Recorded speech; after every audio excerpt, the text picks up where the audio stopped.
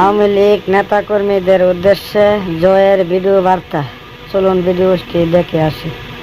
আমার চ্যানেলে নতুন হলে চ্যানেলটি সাবস্ক্রাইব করে রাখবেন এরকম আরো ভালো ভালো ভিডিও পেতে। আমি সজীব ওয়াজেদ জয় বলছি। বাংলাদেশে এখন একটি বিশৃঙ্খল পরিস্থিতি চলছে।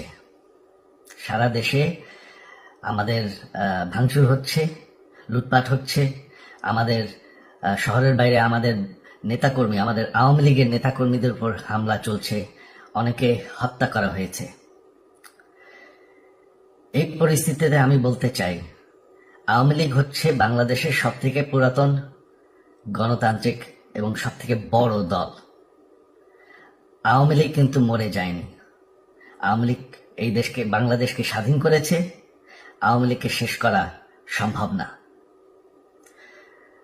আমরা বলেছিলাম যে আমার পরিবার আর রাজনীতি করবে না, তবে আমাদের নেতাকর্মীর উপর যেভাবে হামলা হচ্ছে, এই পরিস্থিতিতে আমরা হাল ছেড়ে দিতে পারি না। বাংলাদেশে যদি গণতন্ত্র, নতুন বাংলাদেশ গড়ে তুলতে হয়, আওয়ামী লীগ ছাড়া সম্ভব না। আওয়ামী লীগ হচ্ছে সব থেকে বড় দল। আওয়ামী লীগ কোথাও যাবে না, আওয়ামী লীগ শেষ হয়ে যাবে না। আওয়ামী লীগকে শেষ করা সম্ভব না।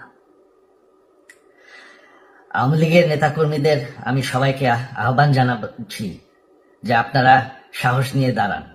আপনারা একা না, আমরা আছি। বঙ্গবন্ধুর পরিবার কোথাও যায়নি, আমরা আপনাদের সাথে আছি। দেশকে, আমাদের নেতাকর্মীদেরকে, আওয়ামী লীগকে রক্ষা করার জন্য যা প্রয়োজন আমরা করতে প্রস্তুত।